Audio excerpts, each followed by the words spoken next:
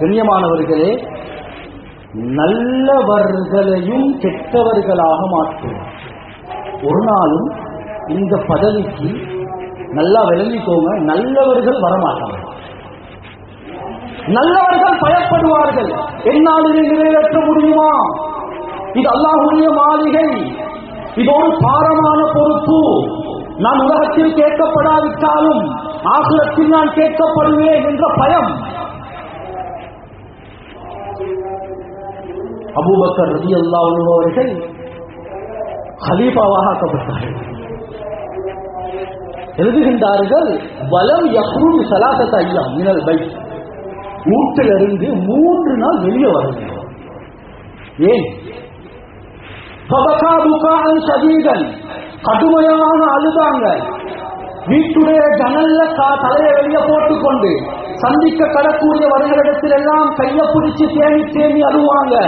வஅனலஸ்து அஹ்லன், நான் இதற்கு தகுதியானவன் இல்ல, நான் இதற்கு தகுதியானவன் இல்ல.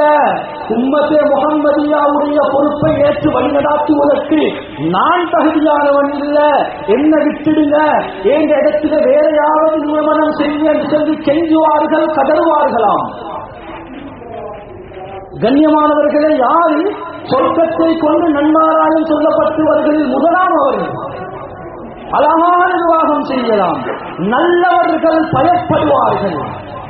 உமர் இப்னு அப்துல் அசீஸ் ரஹிமஹுல்லாஹ் இவர்களை பற்றி எழுதுகின்றார்கள். அவர்களுடைய மனைவி சொல்கிறார், ஆட்சியை பயந்து பயந்து செய்தார்கள்.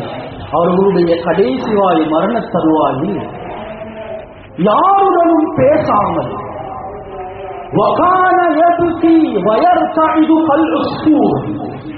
எந்த அளவுக்கு அழுவாங்கண்டா, நடுங்கி நடுங்கி அழுவார்கள். கல் உஸ்பூர், தண்ணீர நனைஞ்ச குருவி, தண்ணீர நனைஞ்ச குருவி எப்படி ஆடும், எப்படி நடுங்கும், இதே போல நடுங்கி நடுங்கி தேம்பி தேம்பி அழுவார்கள். சொன்னார்கள், அவர்கிட்ட பேசி நான் சொன்னேன், ஏன் இப்படி நீங்க நடுங்குறீங்க? சொன்னாங்க, உம்மத்தே முஹம்மதியாவுடைய பொறுப்பை சில காலம் அல்லாஹ் என்னுடைய தலையில் சுமத்தாட்டினான்.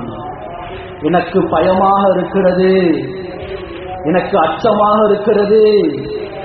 அல்லாஹ் கியாமத்துடைய நாள்ல ஃபயஸ்அலுனி அன்ஹும், இவர்கள் அனைவரையும் பற்றி அல்லாஹ் என்னிடத்தில் கேட்டா நான் என்ன பதில் சொல்ல போகிறேன்? கண்ணியமானவர்களே, மிகவும் சிறப்பான முறையில் ஆட்சி செய்தவர்கள்,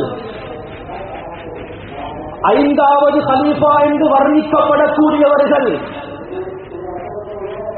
அந்த அளவுக்கு நீதமான முறையில் ஆட்சி செய்தவர்கள், மக்களுடைய தேவைகளை மாத்திரமல்ல பறவைகளுடைய தேவைகளை கூட முழுமையாக பூர்த்தி செய்தவர்கள்.